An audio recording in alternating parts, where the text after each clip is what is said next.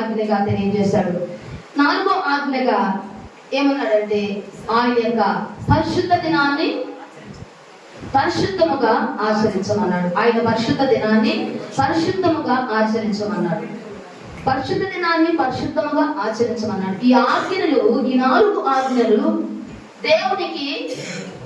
దేవునికి మనకు సంబంధించినట్టు అన్నమాట.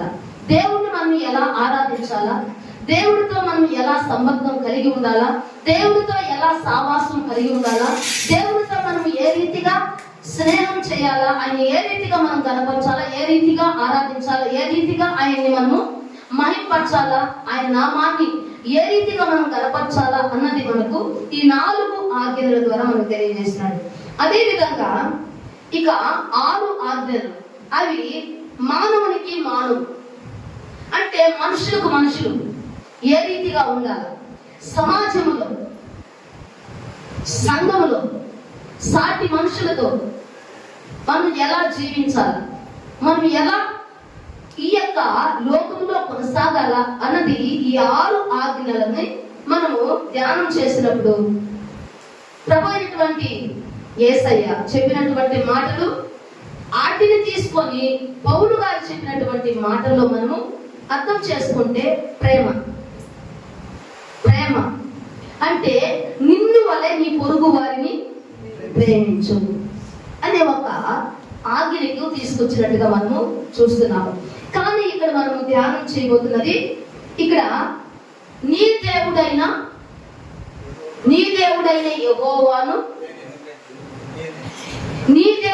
యెహోవా నీకు అనుగ్రహించు దేశమును నువ్వు దీర్ఘాయుష్మంతులుగా ఉండాలంటే నీ తల్లిని నీ తండ్రిని సన్మానించుము అన్నది. ఎన్నో ఆజ్ఞది? 5వ ఆజ్ఞ.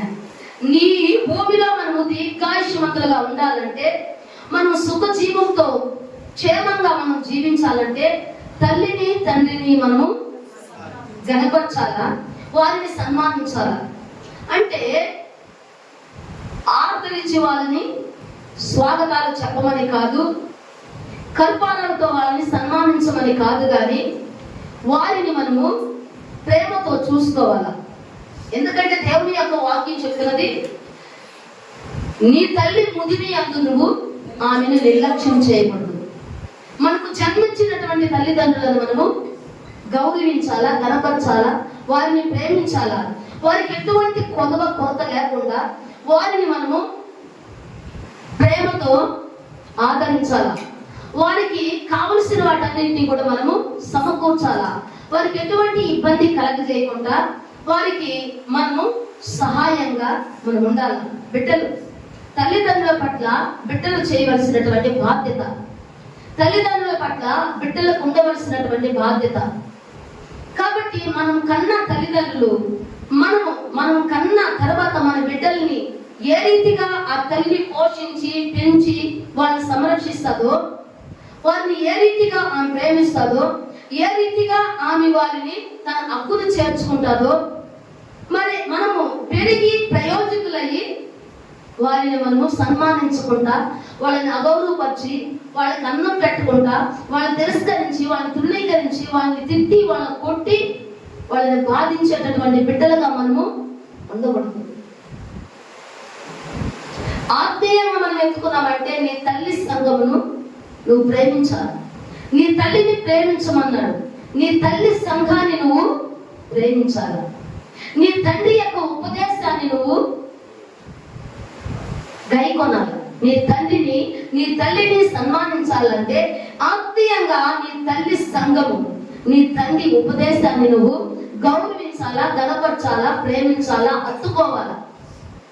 ఆ వాక్యమును హత్తుకోవాలా, ఆ వాక్యాన్ని ప్రేమించాలా, ఆ వాక్యాన్ని గౌరవించాలా, ఆ వాక్యాన్ని కనపరచాలా, ఆ వాక్యాన్ని మనం అనుసరించాలి. అదే విధంగా ఈ లోకంలో మనకు జన్మించినటువంటి తల్లిదండ్రులను మనము సన్మానించాలి. మనం ప్రేమించే వారముగా ఉందామా? తల్లిదండ్రిని మనము గర్భించే వారముగా ఉందామా? వారికి ఎటువంటి బాధ కలగజేయకుండా మనము వారిని సంతోషంగా ఉంచగలుగుతున్నామా? ఈరోజు తల్లిదండ్రులను వారి పెన్షన్లు చూసి, వారి డబ్బులను చూసి వారిని ప్రేమించేటటువంటి బిడ్డలుగా మనం ఉండకూడదు. ఈవిని ఆశించకుండా ప్రేమించింది తల్లి, ఎటువంటి స్వార్థం లేకుండా ప్రేమించింది తల్లి. తండ్రి బాధ్యతను వహించాడు, తల్లి భారాన్ని భరించింది. మరి అలాంటి ఏ స్వార్థం లేకుండా, ఏ ఈవిని ఆశించకుండా, నా బిడ్డలు సంతోషంగా ఉండాలా, నా బిడ్డలు ఆనందంగా ఉండాలా, నా బిడ్డలు ఆరోగ్యంగా ఉండాలా, నా బిడ్డలు బాగుండాలా అని కోరుకునేది తల్లి, తండ్రి. బిడ్డలు ఏ రీతిగా వారిని బాధపరిచినప్పుడు సరే, ఏ రీతిగా వారిని అవమానించినప్పుడు సరే, తల్లిదండ్రులు బిడ్డల గురించి ఏం ఆలోచిస్తారు? నా బిడ్డలు బాగుంటే చాలు, నాకు వాళ్ళు బాగుంటే చాలు, నాకు పెట్టకపోయినా కూడా నాకు పర్వాలేదంటారు. అలాంటి తల్లిదండ్రులు మనము గౌరవించే వారముగా, వారికి ఎటువంటి బాధను కలుగజేసే వారముగా ఉండకూడదు. ఒకవేళ మనము పెట్టకపోయినా కూడా సరే వారిని బాధించే వారముగా మనం ఉండకూడదు, అలాంటి ప్రేమ తల్లిదండ్రుల పట్ల మనము కలిగి ఉండాలి. వారిని ఎట్లంటే మాట్లాడకూడదు, దుష్కారంగా వాళ్ళని అనకూడదు, అగౌరవంగా వాళ్ళని మాట్లాడకూడదు, వారిని అవమానించకూడదు. వారిని ఎటువంటి ఇబ్బందికి మనము గురి చేయకుండా వారిని ప్రేమగా ప్రేమించి ఆదరించే బిడ్డలుగా మనం ఉండాలని మనకు 5వ ఆజ్ఞ తెలియజేస్తుంది. అంటే మనుషులకు మనుషులు మనం ఎలా హెల్ప్ చేసుకోవాలా, ఎలా సహాయం చేసుకోవాలా, ఎలా ప్రేమగా ఉండాలా, ఎలా ప్రేమించాలా అన్నది దైవ సంకల్పం అన్నమాట. అదేవిధంగా 6వ ఆజ్ఞగా నరహత్య చేయకూడదు. ఏమన్నాడు? నరహత్య చేయకూడదు. నరహత్య చేసేవాడు విమర్శకు లోనగును అంటున్నాడు. నరహత్య ఎందుకు చేస్తాడు? నరహత్య ఎందుకు చేస్తారు? మనము ఆదికాండంలో చూసినట్లయితే అక్కడ కయ్యూను గారు మనకు ఆ విషయాన్ని, ఆయన యొక్క చరిత్ర మనకు తెలియజేస్తుంది అన్నమాట. కయ్యూను చరిత్ర మనకు తెలియజేస్తుంది. ఆదికాండం 4వ అధ్యాయంలో 8వ వచనం చూడమా. కయ్యూను తన తమ్ముడైన ఏబేలుతో మాటలాడెను. వారు పొలములో ఉన్నప్పుడు కయ్యూను తన తమ్ముడైన ఏబేలు మీద పడి అతనిని చంపెను. తమ్ముడిని అన్న ఎందుకు చంపడానికి కారణం ఏంటి? అసలు ఎందుకు చంపాడు? అది మనము 1వ యోహాను పత్రికలో మనం చూసినట్లయితే అక్కడ మనకు క్లియర్ గా తెలియజేస్తుంది దేవుని యొక్క వాక్యం.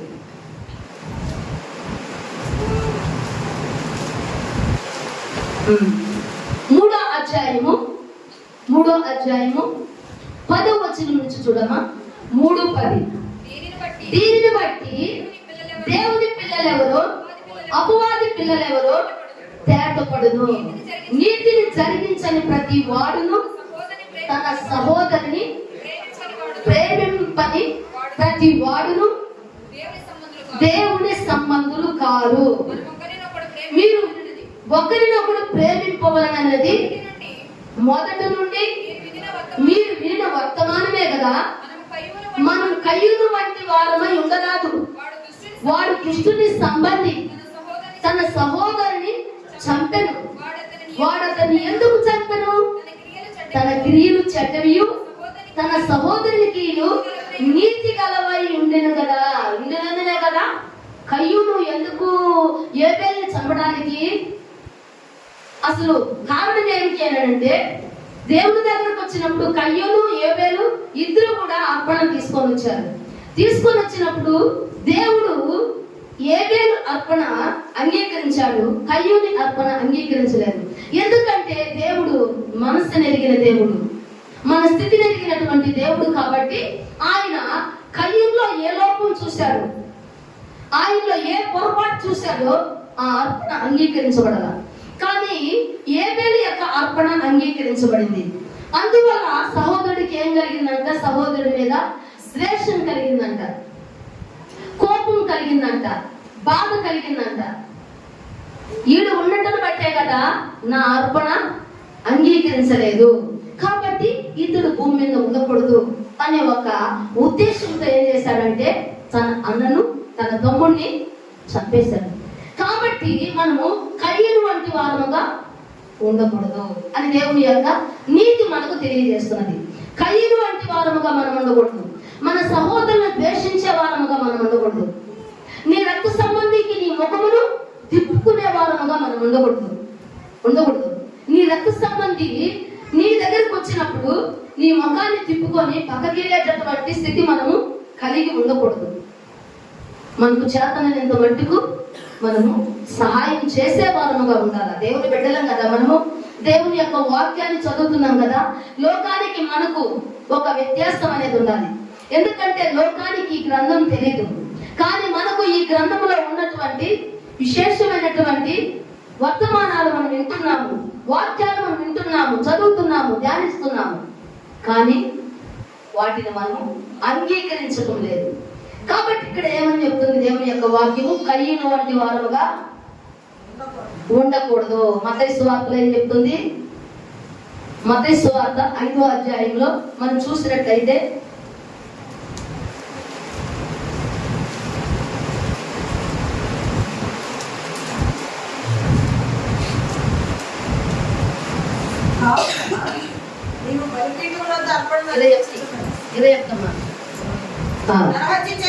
నరహత్య చేయవద్దు, నరహత్య చేయవాడు విమర్శకులు లోగునని పూర్వీకులతో చెప్పడం మాట మీరు విన్నారు కదా.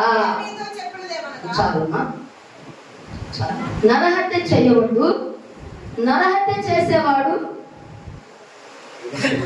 విమర్శకు లోనవును అని చెప్పాడు. కాబట్టి నరహత్య ఎవరు చేశారంటే కయ్యూను. కయ్యూను చేయటం వల్ల ఏమయ్యాడంట? దేవుని చేత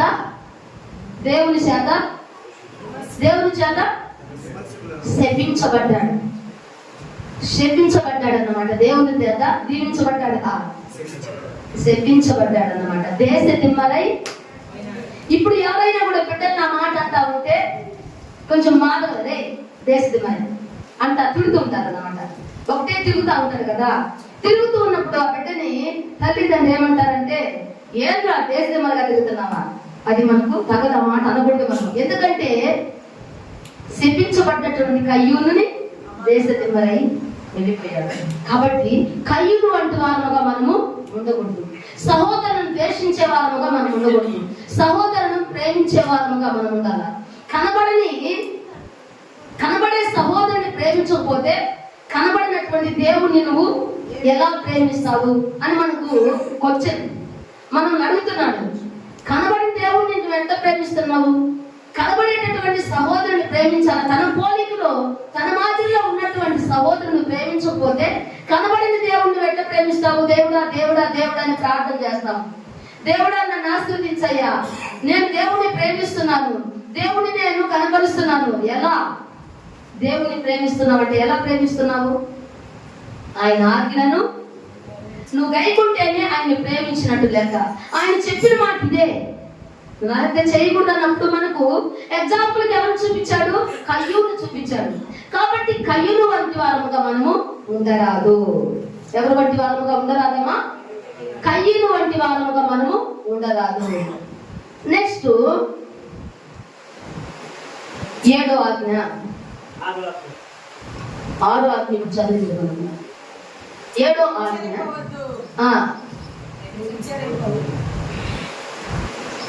ఏం చెప్పాడమ్మా?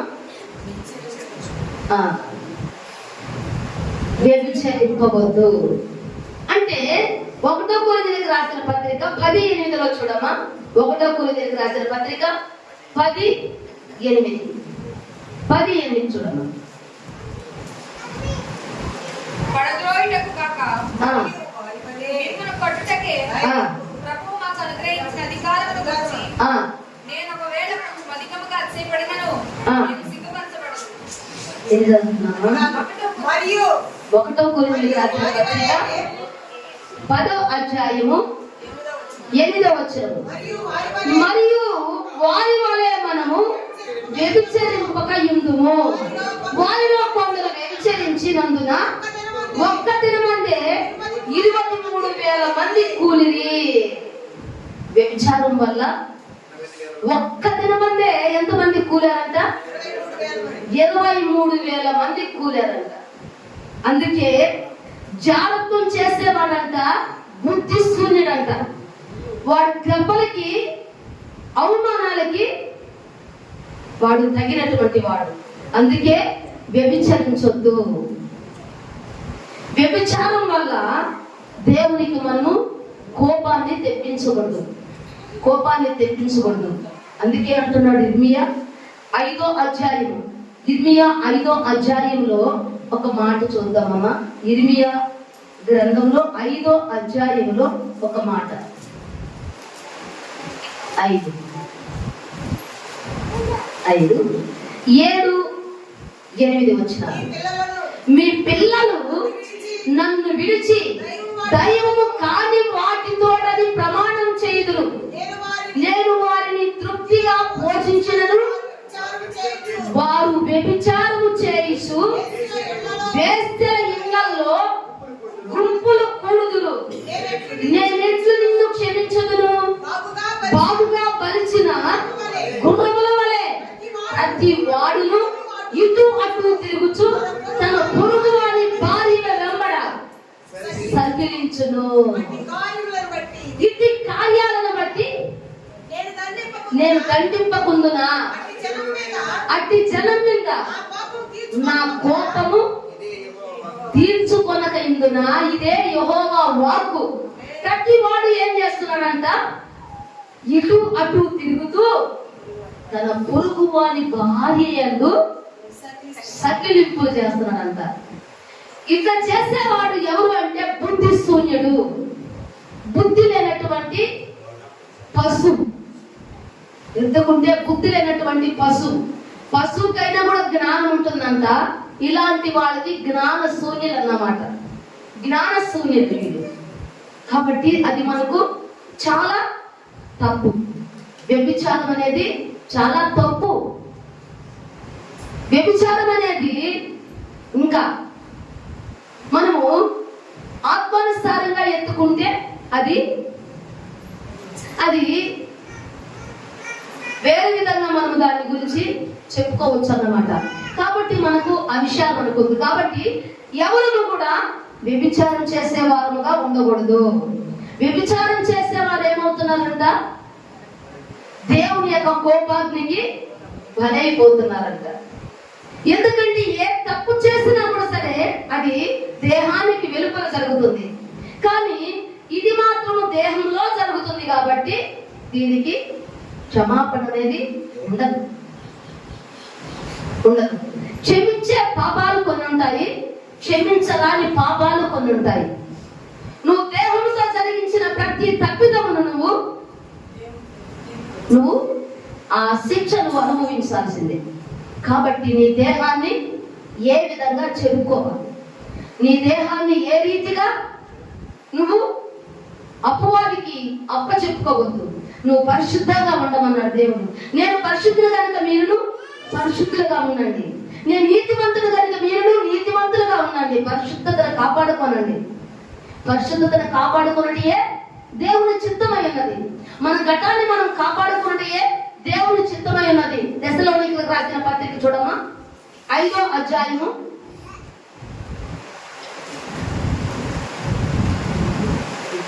4వ అధ్యాయము 4వ వచనం. మీలో ప్రతి వాడును దేవుని ఎరుగని అన్యజనుల వలె కామాభిలాషి యందు కాక పరిశుద్ధత యందును ఘనత యందును తన ఘటమును ఎట్లు కాపాడుకొనవలెనో అది ఎరిగి ఉంటే ఇందుటియే దేవుని చిత్తము. పైన ఏం చెప్పాడు? 3వ వచనంలో మీరు పరిశుద్ధులకే అనగా మీరు జారత్వమునకు దూరంగా ఉన్నటియే దేవుని చిత్తము. దేన్ని? జారత్వానికి దూరంగా ఉండటమే, వ్యభిచారానికి దూరంగా ఉండటమే, అబద్ధానికి దూరంగా ఉండటమే, మోసానికి దూరంగా ఉండటమే, అవినీతికి దూరంగా ఉండటమే, అక్రమాలకు దూరంగా ఉండటమే దేవుని చిత్తమై ఉన్నది, దేవుని ఆలోచన ఉన్నది, దేవుని యొక్క ప్రణాళిక ఉన్నది. నేను పరిశుద్ధంగా ఉన్నాను, మీరును పరిశుద్ధంగా ఉండాలా. తర్వాత నెక్స్ట్ ఆజ్ఞ ఏందమ్మా? తర్వాత దొంగిలించవద్దు. ఎవరు దొంగిలించారు బైబిల్లో? ఎవరు దొంగిలించారమ్మా? దొంగిలించకూడదు, దొంగతనం చేయకూడదు, దొంగిలించకూడదు. యేసుక్రీస్తుతో ఉంటానే ఎవరు దొంగిలించారంట? యోధా. దొంగిలిస్తూనే అబద్ధాలు చెప్తూ ఉంటాడు. ప్రభువుతోనే ఉన్నాడు. ప్రభు ఏమంటే డబ్బు సంచి యూదా చేతికి ఇచ్చాడు. ఆ డబ్బును చూసినప్పుడు ఏం కలిగిందంట? యూదాలో ఆశ కలిగిందంట. ఆ డబ్బుని ఏం చేశాడంట? దొంగిలిస్తూ వచ్చాడంట, ఎవరికి తెలియకుండా. ఏమయ్యాడంట? ధనాపేక్ష సమస్త కీడులకు మూలము. ధనాపేక్ష సమస్త కీడులకు మూలము. కాబట్టి దొంగతనం వల్ల యూదా ఏమయ్యాడు? తనకు తానే అబద్ధం చెప్పాడు, దొంగతనం చేశాడు. దొంగతనం చేసిన వాళ్ళు కూడా క్షమించబడ్డారు, బొంగినోళ్ళు కూడా క్షమించబడ్డారు. పేతురు గారు బొంగాడు, క్షమించబడ్డాడు. దావీదు గారు క్షమించబడ్డాడు. మరి యూదా ఎందుకు క్షమించబడలేదు? యూదా ఎందుకు క్షమించబడలేదని అంటే తనకు తానే హింసించుకున్నాడంట, తనకు తానే హత్య చేసుకున్నాడంట. ఎందుకంటే అతని యొక్క దోషము అతను ఏం చేసిందంట? మరణానికి అప్పచెప్పిందంట. దాన్ని దేవుడి దగ్గరకు వచ్చి ఒప్పుకొని విడిచిపెట్టాలనే ఒక ఆలోచన కలగలేదు. కానీ అయ్యో నేను నీతిమంతుడితోనే ఉంటూనే, నీతిమంతుడి దగ్గరే నేను ఇలాంటి దొంగతనం చేశానే, దొంగగా దేవుని దగ్గర నేను అబద్ధాలు చెప్పానే అని ఒక మనసు యూదాలో కలిగిందంట. కాబట్టి క్షమాపణ అడగాలనే ఆలోచన రాలేదంట. దేవుని దగ్గరకు వచ్చి ప్రాధేయపడాలనే ఆలోచన రాలేదంట. బరబ్బా క్షమించబడ్డాడు. అయ్యో నీతిమంతుడిని నేను బాధ పెట్టానే, అయ్యా నా జాబితాలోకి రా అని నేను అన్నప్పుడు నీ యొక్క రాజ్యం వేరు, నా రాజ్యం వేరు అన్నాడు. ఒకవేళ అవసరమైతే నీ కొరకు నా ప్రాణాన్ని ఇస్తానే కానీ నీతో నేను సంబంధాన్ని కలుపుకోనన్నటువంటి యేసయ్య మాటలు బరబ్బలో పనిచేసి పశ్చాత్తాపం చెందాడంట. కానీ యూదాలో అటువంటి ఆలోచన రాలా. ఎందుకంటే మొదట నుంచి ఏం చేసి వచ్చాడంట? యోహాను సువార్త 12వ అధ్యాయం చూడమ్మా. యోహాను సువార్త 12వ అధ్యాయం 12వ అధ్యాయము 12:3 వచనం చూడమ్మా. అప్పుడు మరియు మిక్కిలి విలువగల అచ్చ జటా మాంసి అతడు సేరున్నర ఎత్తు తీసుకొని యేసు పాదములకు పూసి తన తల వెంట్రుకలతో ఆయన పాదములు తుడిచెను. ఇల్లు ఆ అత్తల వాసనతో నిండెను. ఆయన శిష్యులలో ఒకడు అనగా ఆయనను అప్పగింపదై ఉన్న ఇస్కరియోతు యూదా ఈ అత్తరెందుకు 300 దేనారములకు అమ్మి బీదలకు ఇయ్యలేదని వాడిలాగూ చెప్పినది బీదల మీద శ్రద్ధ కలిగి కాదు. వాడు ఏమై ఉన్నారంట? వాడు దొంగయ్య ఉండి తన దగ్గర డబ్బు సంచి ఉండినందున అందులో వేయబడింది దొంగిలించుచూ వచ్చాను కనుక అలా చెప్పాను. ఎందుకు ఈ సేరున్నర అత్తరు తీసుకొచ్చి ఆయనకు పోస్తున్నావు? దీన్ని అమ్మి బీదలకు ఇవ్వచ్చు కదా అంటే బీదల మీద ప్రేమ కలిగి కాదు, బీదల మీద జాలి కలిగి కాదు, బీదల మీద ఆయనకి ప్రేమ అభిమానం కలిగి కాదు. కానీ ఆ డబ్బు కూడా నాకేం వస్తుంది కదా, ఆటి దాంట్లో వేస్తే దాన్ని కూడా నేను దొంగిలించవచ్చు కదా అనుకున్నాడు. ఎందుకంటే దొంగతో కలిసినప్పుడు దొంగ ఏం చేస్తాడంట? దొంగతో ఏకీభవిస్తాడంట. ఏం చేస్తాడమ్మా? దొంగతో ఏకీభవిస్తాడు. రాలా మనందరికి సంచి ఒక్కటే, పోయి తీసుకొని చేసుకొని ఇద్దరం పంచుకున్నాం రా అన్నప్పుడు దొంగ ఏం చేస్తాడంట? వారితో కలిసి ఆ పని చేయడానికి ఒప్పుకుంటాడంట. కాబట్టి దేవుడి యొక్క చిత్తంలో దొంగతనం అనేది మనం చేయకూడదు. దొంగతనం చేయటం వల్ల యూదా పరిస్థితి ఎలా అయింది? మనమందరం కూడా బైబిల్ చదువుతున్నాము, వాక్యాన్ని వింటున్నాము. యూదా చరిత్ర ఎలా ఉంది? యేసుక్రీస్తుతోనే ఉంటూ యేసుక్రీస్తును పట్టించి యేసుక్రీస్తుని చంపడానికి అతడు కారణమయ్యాడు. ప్రభు అన్నాడు, ఆ మనిషి పుట్టుకుంటా ఉంటే చాలా మంచిది అన్నాడు. అలాంటి వాళ్ళు పుట్టుకుంటా ఉంటే కూడా మంచిది అన్నాడు. ఎటువంటి ఆశీర్వాదం పొందుకున్నాడు చూడండి యోధా గారు. కాబట్టి అలాంటి వారుగా మనం ఉండకూడదు. చిన్న దాంట్లో, ఈ చిన్న దాంట్లో మనము నమ్మకంగా ఉంటే అనేకమైన వాటి మీద నేను అధికారిగా నియమిస్తాను. కొంతలో కొంత కాజేసేవాళ్ళు 10 రూపాయలు ఇస్తే 10 రూపాయలు కూడా కమిషన్ కొడతారన్నమాట. దానికి చెప్పేస్తారన్నమాట. కానీ ప్రతి ఒక్కటి దేవుడు చూస్తా ఉన్నాడు. ప్రతి ఒక్కటి నాకు మరుగు చేయొచ్చు, మనుషులకు మరుగు చేయొచ్చు, కానీ దేవుడికి ఏది మరుగుగా ఉండకూడదు. ఏది కూడా కించెత్తు కూడా సరే, ఆవగింజంతా కూడా సరే, పొడకంతా కూడా మనము దొంగతనము చేయకూడదు. నువ్వు నమ్మకంగా ఉండు, దేవుని యొక్క నిధిలో నమ్మకంగా ఉండు, నిన్ను నమ్మిన వారి దగ్గర నమ్మకంగా ఉండు. దొంగతనము చేయొద్దు.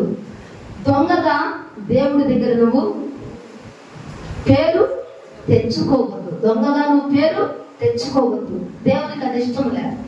10 ఆజ్ఞలో అది ఒక ఆజ్ఞ. ఏం లేదు, 9 ఆజ్ఞలు నేను పాటిస్తాను, ఒకటి ఏమైపోతే పోనీ అనుకోబాక. సంపూర్ణంగా ఆయన ఆజ్ఞలను మనము పాటించాలి. తర్వాత నీ పొరుగు వాని మీద అబద్ధ సాక్ష్యము పలకకూడదు. నీ పొరుగు వాని మీద అబద్ధ సాక్ష్యము పలకకూడదు. నీ పొరుగు వాడి మీద అబద్ధ సాక్ష్యం పలకకూడదు. అదే నిర్గమకాండం 23వ అధ్యాయంలో చూడమా. నిర్గమకాండము 23వ అధ్యాయంలో చూడు.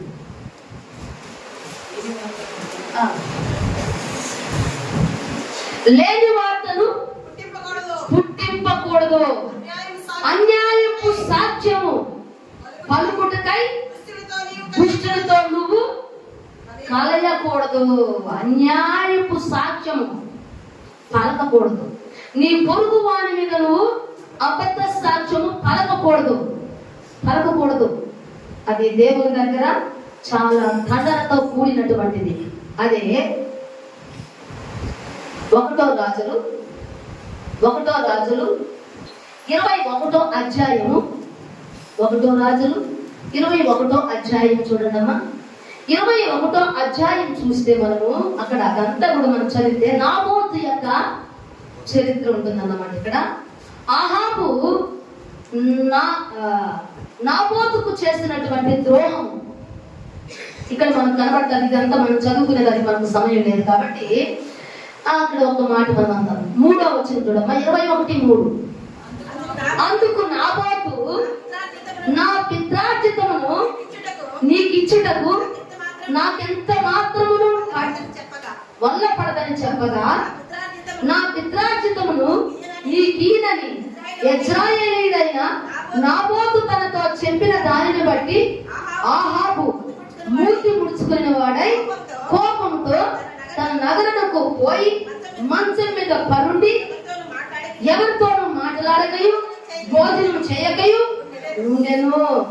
అంతలేకే వచ్చింది వచ్చిందమ్మా. అంతలేకే వచ్చి ఆమె చెప్తుంది, అంతటా తన భార్య యెజెబెలు వచ్చి నీవు మూతి ముడుచుకున్న వాడవై భోజనము చేయక ఉండలేమని అతని అడగగా అతడు ఆమెతో ఎట్లన్నాడు?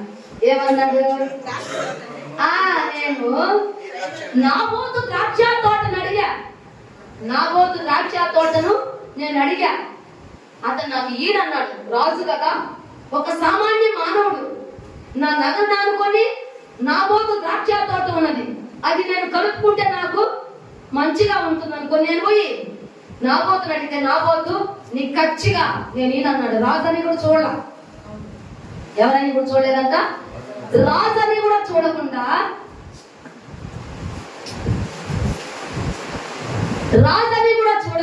నాకు ఇవ్వనంటే ఇవ్వనన్నాడు. ఎందుకు ఇవ్వనన్నాడు? ఇది తన హక్కు, తన స్వాస్థ్యము. ఎందుకంటే సంఖ్యాకాండము 36వ అధ్యాయము 7వ వచనం అనుకుంటామా? సంఖ్యాకాండము 36వ అధ్యాయము 7వ వచనం చూడమ్మా. ఇశ్రాయేలీయుల స్వాస్థ్యము ఒక గోత్రములో నుండి వేరొక గోత్రములోనికి పోకూడదు.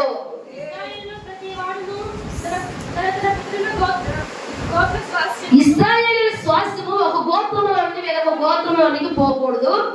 ఇశ్రాయేలులో ప్రతి వాడును తన తన పితరుల గోత్ర స్వాస్థ్యమును హత్తుకొని ఉండవలెను.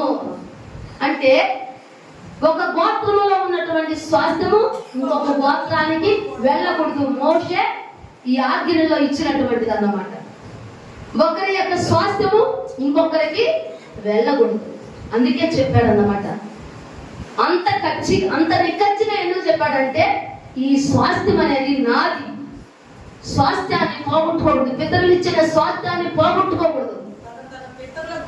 తన పితరులు ఇచ్చినటువంటి స్వాస్థ్యమును పోగొట్టుకోకూడదు. తన పితరులు వేసినటువంటి పులి మీద రాతిని తీసివేయకూడదు. కొన్ని నియమాలు ఉన్నాయన్నమాట. కొన్ని కట్టడలు ఉన్నాయన్నమాట. అందుకే నాబోతు గారు రాజాని కూడా చూడకుండా నేను ఇవ్వను అన్నాడు. ఇవ్వను అన్నప్పుడు ఈ రాజుగారి యొక్క భార్య ఏం చేసిందంట? కొంతమందిని రెడీ చేసింది. నువ్వు లేచి కూర్చొని నువ్వు తిను. ఏంటి అసలు దానికేంది నువ్వు పెద్ద బాధపడిపోతున్నావు? నేనున్నాను కదా, అన్ని నీకు చేస్తాను కదా, నీకెందుకు భయము? నీకెందుకు? నేనన్నీ చేయగలను, నాకు అన్ని ఉంది, నా దగ్గర సామర్థ్యత ఉంది కాబట్టి నీకెందుకు భయము? భర్తని చెడ్డ మార్గంలోనికి దించినటువంటి యెజబెలు స్త్రీ దుష్టురాలు, దుర్మార్గపురాలు ఏం చేసిందంటే ఇక్కడ ఒక మాట చెప్పిందమ్మా. 8వ వచనం చూడమ్మా. ఆహాబు పేరట తాకీదు రాయించి అతని ముద్రతో ముద్రించి ఆ తాకీదును నాబోతు నివాసం చేయించున్న పట్టణపు పెద్దలకు సామంతులకు పంపెను.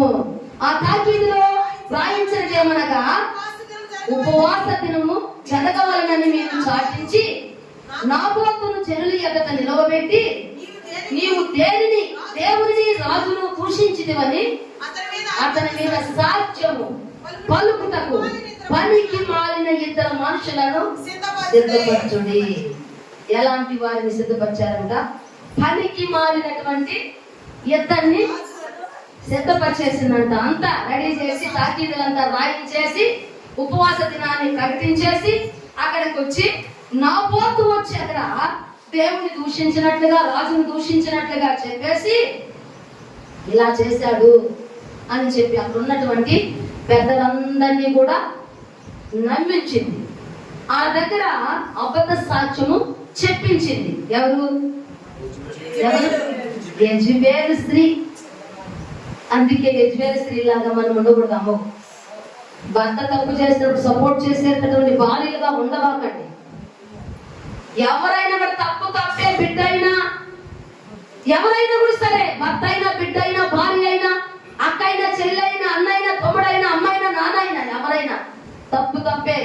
నా బిడ్డ కడుపు వచ్చేకాలకి ఒక న్యాయం కాదు, ఇంకొకరి దగ్గరకు వచ్చేకాలకి ఇంకొక న్యాయం కాదు. తప్పే.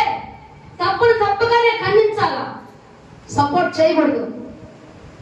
పొరపాటే. నా బిడ్డని దాచుకోవటం, నీ బిడ్డని నిలబెట్టడం కాదు. ఎవరు చేసినా తప్పే. ఖండించేటటువంటి వ్యక్తిగా నువ్వు ఉండాలా. అదే యథార్థత. నేను యథార్థంగా మాట్లాడతాను. అందుకే అందరికీ నేనంటే విరోధం అంటారు. ఏం యథార్థత? నీ కాడికి వచ్చేకరికి ఒక న్యాయం, నా కాడికి వచ్చేకరికి ఒక న్యాయం వస్తుంది. నీ బిడ్డ కాడికి వచ్చేకరికి ఒక న్యాయం, నా బిడ్డ కాడికి వచ్చేకరికి ఒక న్యాయం. అది తప్పు. బిడ్డ మనదైనా న్యాయం మనది కాదు. బిడ్డ మనోడైనా న్యాయము మనది కాదు. న్యాయం దేవుడిచ్చింది. ఆ న్యాయంగా మనం ఉండాలి. ఒకరికొక న్యాయం కాదు, ఇంకొకరికి ఇంకొక న్యాయం కాదు. యథార్థత అంటే అదే యథార్థత. నేను యథార్థవంతురాలి. నేను మాట్లాడితే అందరికీ కష్టం. తప్పు తప్పు. యథార్థత నీ మాటలో కనబడుతుంది, యథార్థత నీలో కనబడుతుంది. ఎక్కడ కనబడుతుంది? అది నీ దాకా వచ్చేదాకా. అది నీకు తెలియదు. నేను యథార్థవంతుడే, నేను యథార్థవంతురాలినే, నేను ఖచ్చితంగా మాట్లాడతాను. నాకు ఎవరన్నప్పుడు సరే ఒకటే న్యాయం అంటే అనలేదు. నా బిడ్డ టన్లా, నా భర్త టన్లా, నా భార్య టన్లా, నా కొడుకు టన్లా, నా కూతురు టన్లా. ఇంకెట్టన్నారు? ఎట్టన్నారు? ఇంకా దానిని గ్రహించలేకపోతున్నావు. అందుకే ఎవరిదైనా కూడా పక్షపాతం లేకుండా తీర్పు తీర్చేది దేవుడు. ఆయనలో పక్షపాతం అనేది ఉండదు. యథార్థంగా ఉండాలి. యథార్థవంతుని గుడారము వర్ధెలదు. వర్ధెలతదే వర్ధెలదా? వర్ధెలతది. యథార్థత కావాలా? దేవునికి ఏంటి కావాలంట? యథార్థత కావాలా? యథార్థవంతుని యొక్క ప్రార్థన ఆయనకు ఆనందకరము. యథార్థవంతుని యొక్క గుడారం ఆయన వర్ధిల్లింపజేస్తాడు. యథార్థవంతుడు దేవుని యొక్క ముఖ దర్శనాన్ని చేస్తాడు. కాబట్టి యథార్థతను ఎప్పుడు విడిచిపెట్టకూడదు మనం. అయ్యా, నీ గుడారంలో అతిథిగా ఉండదగిన వాడు ఎవడయ్యా? నీ పరిశుద్ధ పర్వతం పైన నివసింపదగిన వాడు ఎవరయ్యా అంటే ఎవరంట? అన్ని పనులు వేసేసి వచ్చేది ఆ మండలంలో నివసిస్తారా? లేదు. ఎవరంట? ఎవరంట? యథార్థమైన ప్రవర్తన కలిగి నీతిని అనుసరించచ్చు హృదయపూర్వకంగా నిజము పలుకువాడే కదా. అబద్ధాలు పలకమని చెప్పలా. అబద్ధం చెప్పినామంటే కుటుంబాలే కూలగొట్టబడిపోతాయి. రాజ్యాలే కూలగొట్టబడిపోతున్నాయి. సంఘాలే కూలబడిపోతాయి. అబద్ధానికి అంత పవర్ అన్నమాట. అబద్ధానికి ఎంత పవర్ ఉంది? అబద్ధానికి అంత పవర్ అంట. అబద్ధం అంట ఆయన చెప్పిందంటే సిమెంట్ గోడ పెట్టినట్టే. ఆయన చెప్పిందంటే సిమెంట్ గోడ పెట్టినట్టే. ఆయన చెప్తే నిజమే, ఆమె చెప్పింది ఇది నిజమే ఉంటుంది అని నమ్మేది. వాస్తవమైంది, నిజమేంది, అబద్ధమేంది గ్రహించేటటువంటి జ్ఞానం మీకు లేదా? ఏమి నీచమైనవో ఏమి ఘనమైనవో గుర్తుపట్టేటటువంటి జ్ఞానం నీలో లేదా? ఎవరు అబద్ధం చెప్తున్నారు వివేచించే మనసు నీకు లేదా? అబద్ధం చెప్పే వాళ్ళ మనసుని, వాళ్ళ ముఖాన్ని నువ్వు చూడు, గమనించు. దైవ జ్ఞానము కలిగి ఉండు, దైవ కృప కలిగి ఉండు. దైవం నీకన్నిటిని బోధిస్తాడు, దేవుడు అన్నిటిని నీకు బోధిస్తాడు. ఎందుకు మోసపోతున్నావు? మోసపోవద్దు. దేవుడు వెక్కిరించబడడు. నీ పొరుగు వాని మీద అబద్ధ సాక్ష్యం పలకకూడదు. పలికినటువంటి ఆ యొక్క యెజబెలు స్త్రీ యొక్క కుటుంబం ఏ రీతిగా వెంటనే దేవుడు స్పందించడమా? 17వ వచనం చూడమా, 17వ వచనం చూడమా. ఆయన దగ్గర అబద్ధ సాక్ష్యం చెప్పించేసి ఈమెం చేసింది? నా పోతుని రాళ్లతో కొట్టి చంపించేసింది. రాళ్లతో కొట్టి చంపించేసింది. ఒక నిర్దోషి ప్రాణాన్ని కబళించింది యెజబెలు స్త్రీ. అలాంటి స్త్రీ నీలో ఉండాలి. ప్రకటనలో చెప్తున్నాడు. నువ్వు దాన్ని వందపడుతున్నావు, దాన్ని సపోర్ట్ ఇస్తున్నావు, దాని మాటలో పట్టించుకుంటున్నావు. ఏనుగో అది బెల్లం తిని నోరు నేను తెల్లలేదు, నోరు తెస్తాడంట. అబద్ధం చెప్పేసి కూడా నోరు తెరుస్తుంది. అట్లాంటి మాటలకు పేరుపోయేటటువంటి మనుషులు ఎంతమంది లేరు ఇప్పుడు? అట్లాంటి మాటలకు పేరుపోయేటటువంటి మనుషులు ఎంతమంది లేరు ఇప్పుడు? వాళ్ళు చెప్పేది నిజమే, వాళ్ళు చెప్పేది వాస్తవాలే, వాళ్ళు చెప్పేది వాస్తవాలే, నిజాలే. ఏం వివేచించే మనసు నీకు లేదా? ఇంకా నువ్వు పాలు తాగుతున్నావా? నువ్వు అన్నం తింటావు లేదా? జ్ఞానం నీకు లేదా? వివేచించే మనసు నీకు లేదా? వివేకవంతుడివై యుద్ధం చేయమన్నాడు. అవివేకులుగా ఉండకూడదు. దేవుని బిడ్డలు వివేకంగా ఉండాలా, వివేకముతో నడుచుకోవాలా, వివేకముతో ప్రతి దాన్ని కూడా మనము గమనించాలా. అబద్ధమేంది, నిజమేంది. కాబట్టి నీ పొరుగు వాని మీద నువ్వు అబద్ధ సాక్ష్యము పలకకూడదు. కొట్టించేసి రాళ్లతో కొట్టించి చంపించిన వెంటనే మన ఇంటి దగ్గరికి వెళ్ళి చదువుకోనమ్మా ఆ యొక్క అధ్యాయము 17వ వచనం చూడమ్మా. అప్పుడు యెహోవా వాక్కు తిష్బీయుడైన ఏలీయాకు ప్రత్యక్షమై ఇలాగూ సెలవిచ్చాను, నీవు లేచి సోమ్రోనులో ఉన్న ఇశ్రాయేలు రాజైన ఆహాబును ఎదుర్కొనుటకు బయలుదేరాము. అతడు నాబోతు యొక్క ద్రాక్ష తోటలో ఉన్నాడు, అతడు దానిని స్వాధీనపరచుకొనబోయెను. నీవు అతన్ని చూసి ఇలాగూ ప్రకటింపుము, యెహోవా సెలవిచ్చినదేమనగా, దీన్ని స్వాధీనపరచుకొనవలనని నీవు నాబోతును చంపితివి కదా. యెహోవా సెలవిచ్చినదేమనగా, ఏ స్థలమందు కుక్కలు నాబోతు రక్తమును నాకెను, ఆ స్థలమందే కుక్కలు నీ రక్తమును నిజముగా నాకునని అతనితో చెప్పాను అని. అందుకతడు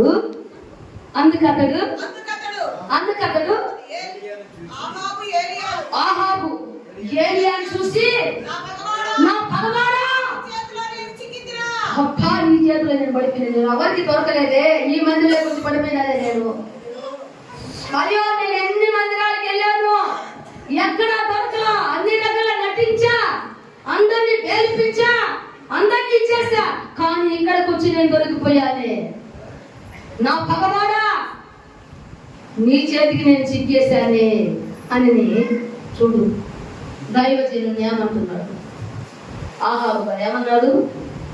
నా పగవాడా,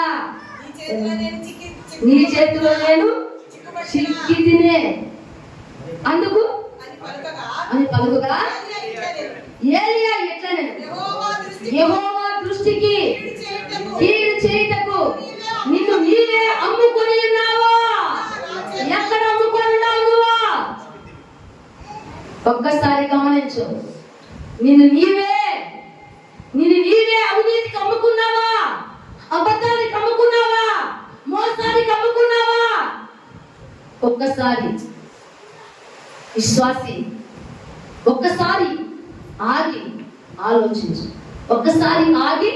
ఆలోచించు. ఎక్కడ నువ్వు అమ్మబట్టావు?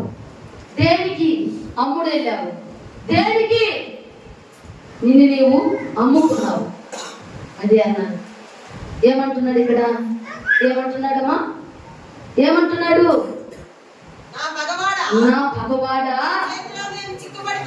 అని కదమ్మా అని పలుకగా ఇట్లనే, యెహోవా నా దృష్టికి కీడు చేయుటకు నిన్ను నీవే అమ్ముకొని ఉన్నావు. ఇప్పుడు కొన్ని కుటుంబాలు క్షమించబడ్డాయి, కొన్ని కుటుంబాలు దేవుని యొక్క దృష్టిలో క్షమించబడ్డా. ఏది? యెరోబాము. ఇంకో కుటుంబం ఏందమ్మా? యెరోబాము కుటుంబము. ఇంకో కుటుంబం చూడమ్మా, బయాషా. అహియా కుమారుడైన బయాషా కుటుంబమునకును నేను చేసినట్టు నీ కుటుంబానికి కూడా చేస్తానన్నాడు. ఒక అబద్ధ సాక్ష్యం, తన పొరుగు వాని మీద అబద్ధ సాక్ష్యం పలకటం వల్ల ఆహాబు కుటుంబం ఏమైంది? 70 మంది కుమారుడు కుటుంబము సర్వనాశనం అయిపోయింది. అందుకే కొన్ని స్త్రీ మాటలు తీసుకోవాల్సి ఉంటుంది, కొన్ని మాటలు తీసుకోకూడదు. ఎందుకంటే ఆమె కొన్ని విషయాలు మనకు మేలైన సలహాలు ఇస్తుంది. కొన్ని సమయాలలో మన దగ్గర మంచి పేరు తెచ్చుకోవాలని, భర్త దగ్గర మంచి అయిపోవాలని, భర్తకి బాగా ఇదవ్వాలని కొన్ని దేవునికి ఇష్టం లేని పనులు చేస్తుంది అన్నమాట. భర్త మెప్పు కోసం, భర్తను మెప్పించడానికి, భర్తను ఏదో పెద్ద ఆమె పూజించినట్టు, ఆమె కనపరిచినట్టు, ఆమె ప్రేమించినట్టు, ఇంకెవరు భర్తను ప్రేమించలా అలా బిల్డప్ ఇస్తుంటుంది, అలా ఎంచులు పడుతుంటుంది అన్నమాట. ఆమె ఒక్కడికే భర్త ఉన్నట్టుగా, ఆమె భర్తని ప్రేమించినట్టుగా, ఇంకెవరికి భర్తలు లేనట్టుగా, వాళ్ళెవరు భర్తను ప్రేమించినట్టుగా ఈమె కొంచెం బడాయి చేస్తాయి. ఆ బడాయిలన్నీ కూడా భర్తల గారు గమనించుకోవాలా. ఆమె చెప్పిన ప్రతిదాన్ని మనం పాటించామనుకో, తీసుకెళ్ళబడి కూర్చుంటామమ్మా, ఆహారం కూర్చున్నట్లుగా. కాబట్టి ఏవి నీచములో ఏవి ఘనములో గుర్తుపట్టాలా. ఎంతో మంది స్త్రీలు ఉన్నారమ్మా బైబిల్లో కూడా, జ్ఞానం కలిగిన స్త్రీలు, గుణవంతమైన స్త్రీలు ఉన్నారు. వాళ్ళందరిలాగా చేయమన్నాడు. యెజబెలు స్త్రీలాగా ఉండొద్దు అన్నాడు. యెజబెలు స్త్రీలాగా ఉండబాకండి ఎవరు అన్నాడు. అందుకే ప్రకటన గ్రంథంలో కూడా అన్నాడు, యెజబెలు అనే స్త్రీని నువ్వు ఉండనిచ్చుతున్నందుకు నీ మీద నేను ఒక తప్పు మాపవలసి ఉన్నది అన్నాడు. అలాంటి స్త్రీ ఉంది కాబట్టి నీ మీద నేను ఒక తప్పు మాపాలన్నాడు. అన్నిటినీ కూడా మనం గమనించుకోవాలి. మరి ఆహాబు కుటుంబం ఏమైంది, యెజబెలు వల్ల ఏమైంది? నాబోతు ద్రాక్ష తోటను ఆశించి దాన్ని కొనాలని, దాన్ని తీసుకోవాలని పొరుగు వాని మీద అబద్ధ సాక్ష్యం చెప్పించినటువంటి ఆహాబు స్థితి ఎలా అయింది? క్షమించమని ప్రార్థించాడు, ఉపవాసం ఉంది. తను క్షమించబడ్డాడు. తన దోషాలన్నీ ఎవరిలో వేశాడంట? బిడ్డల ఒళ్ళో వేశాడంట. తండ్రుల దోషాలు ఎవరు ఒళ్ళో పడతాయంట? బిడ్డల ఒళ్ళో పడతాయంట. ఒకవేళ నువ్వు సంపాదించి ఆస్తులు పాస్తులు నీ బిడ్డల ఒళ్ళో వేయకుండా ఉన్నా పర్లేదు, కానీ పాపాలు శాపాలు మాత్రం నీ బిడ్డల ఒళ్ళో వేయబాకండి. మీరు దయచేసి ఎవరు కూడా ఏ బిడ్డల ఒళ్ళుల్లో ఈ యొక్క శాపమైనటివి, ఈ యొక్క చెడ్డవాది మీ బిడ్డల ఒళ్ళుల్లో వేయబాకండి. ఆస్తులు సంపాదించకపోయినా పర్లే, నీతిని బోధించండి బిడ్డలకి. మీరు లేకపోయినా కూడా నీతిమంతుని యొక్క బిడ్డలు భిక్షమెత్తుకోరంట. వాళ్ళు భిక్షమెత్తుకోకుండా దేవుడు బతికిస్తాడు. కాబట్టి వాళ్ళ ఒళ్ళుల్లో మీరేం వేస్తారంట? ఆశీర్వాదాలు వేయండి, భక్తిని వేయండి, విశ్వాసాన్ని వేయండి, నమ్మకాన్ని వేయండి. దేవుని మీద వారికి మనసును కలుగజేసి వాళ్ళ ఒళ్ళుల్లో మీరు ఇవి వేయండి. పాపాలు, దోషాలు, శాపాలు ఇవే పట్టండి ఎవరు కూడా. ఇక్కడ ఆ తండ్రి చేసినటువంటి దోషము, తల్లి చేసినటువంటి పాపము బిడ్డల మీదకి వచ్చిందన్నమాట, కుటుంబం మీదకి వచ్చిందన్నమాట. యెరోబాము కుటుంబం ఏ రీతిగా అయిందో, అహియా కుమారుడైనటువంటి బెయేషా కుటుంబం ఏ రీతిగా అయిందో ఆ రీతిగా నీ కుటుంబం అవుతుంది అని చెప్పాడు. మన కుటుంబాలు ఆ రీతిగా పోదు. నీతిమంతుని యొక్క కుటుంబము అద్దెల ఆశీర్వదించబడాల. నీతిమంతుని ఏది కదిలించబడదు. యథార్థవంతుని గుడారము వర్ధెలుతుంది. కాబట్టి యథార్థత ఎప్పుడు కూడా విడిచిపెట్టబాకండి. నమ్మకాన్ని ఎప్పుడు కూడా విడిచిపెట్టబాకండి. ప్రాణాపాయ స్థితి వచ్చినా కూడా సరే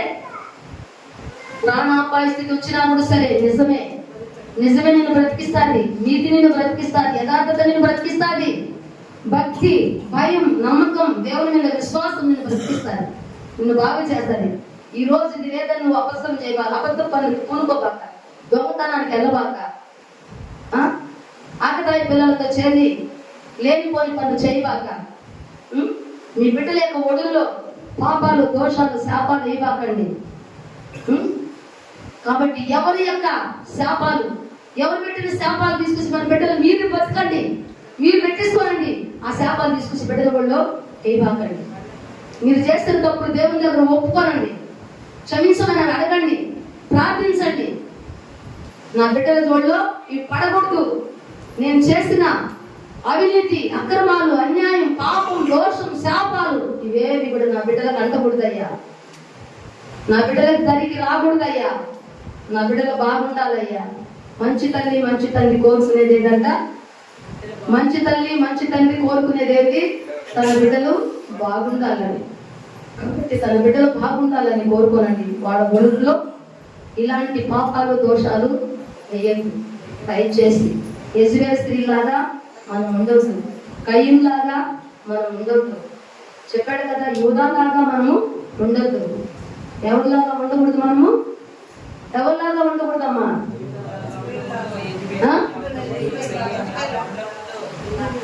కయ్యూలాగా మనం ఉండకూడదు. అమ్మ నాయన్ని కన్నేవాళ్ళంగా మనం ఉండకూడదు. అమ్మ నాయన్ని మాట్లాడేవాళ్ళంగా మనం ఉండకూడదు. వాళ్ళని గౌరవించడం, వాళ్ళ మాటకు లోబడాలి, వాళ్ళ మాటకు భయపడాలా. ఇప్పుడు ఏళ్ళ పనికి మంది అయిపోయింది, ముసిది అయిపోయింది, ఏమొస్తుంది వాళ్ళు అనుకోబాకండి.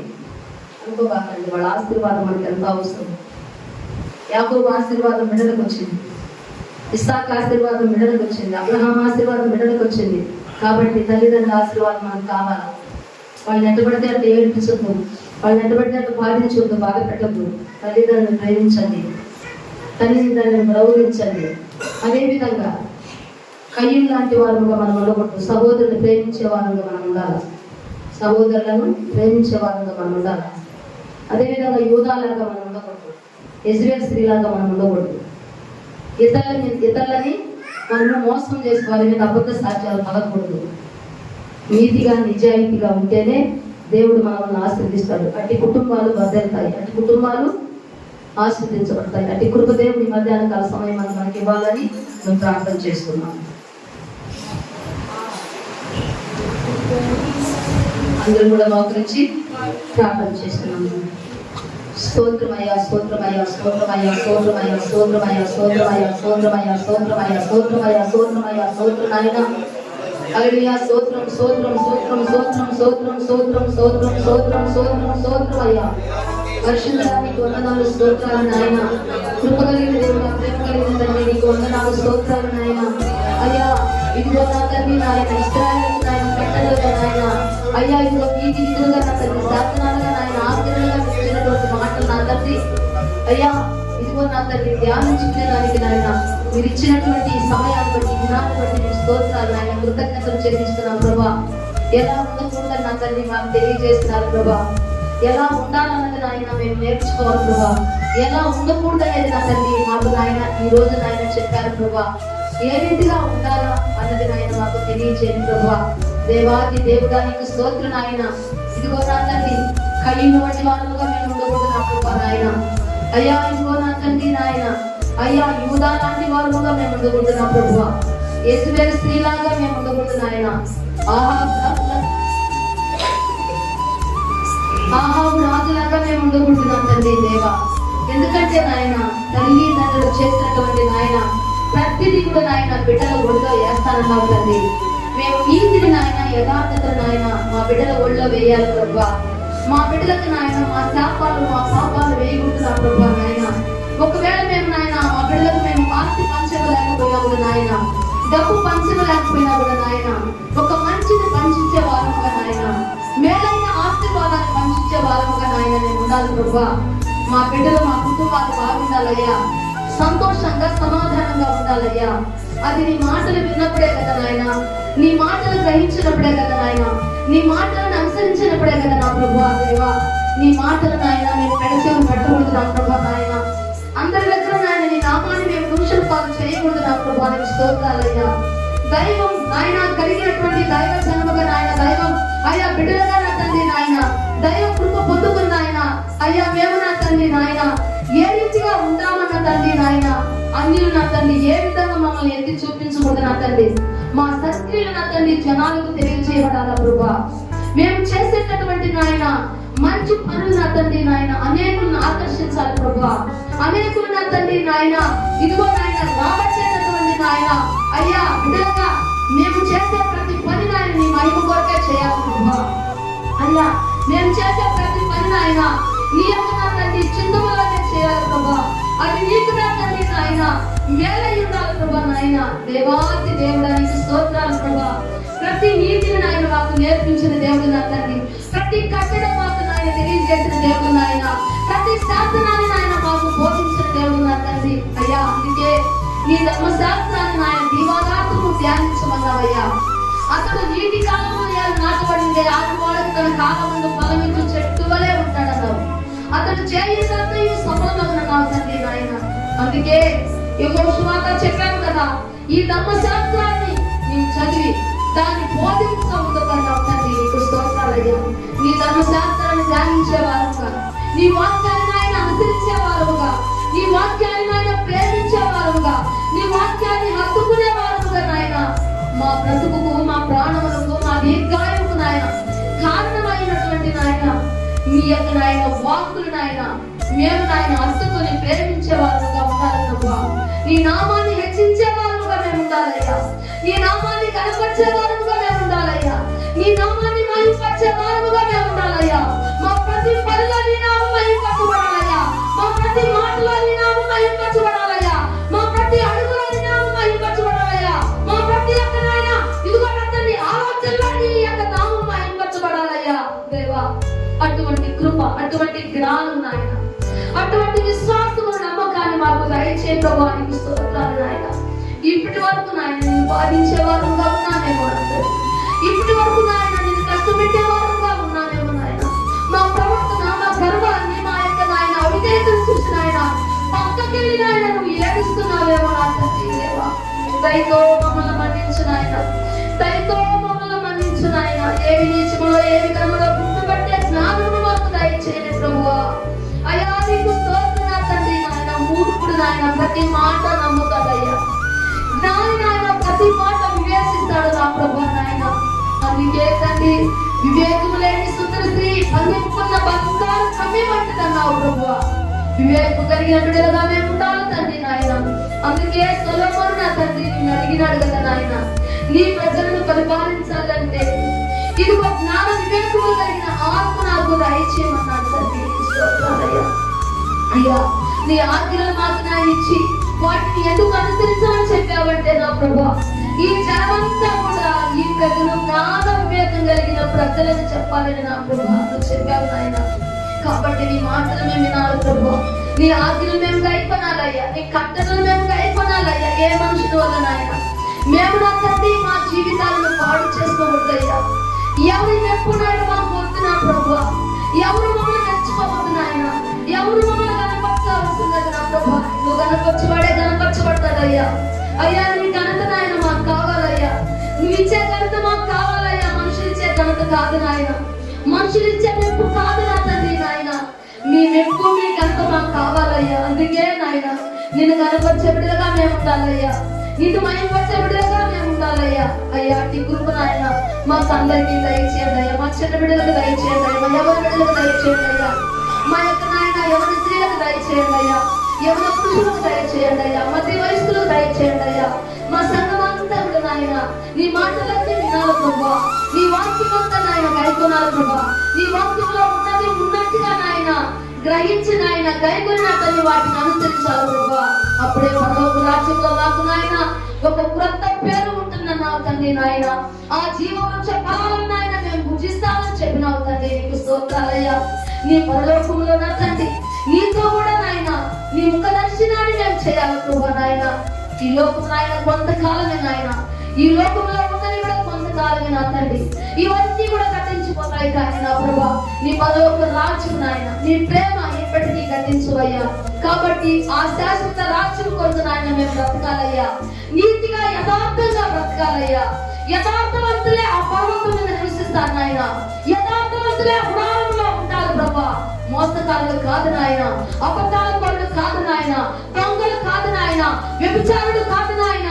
తండ్రి దేవా అయ్యా మేము ఎలా ఉండాలో నా తండ్రి మాతో మాట్లాడి మమ్మల్ని ధైర్యపరిచి మాకు నాయన ఇచ్చినటువంటి నీ మాటలు బట్టి నాయన నీకు స్తోత్రములు కృతజ్ఞతాస్తుతులు చెల్లించుకున్నాను ప్రభా.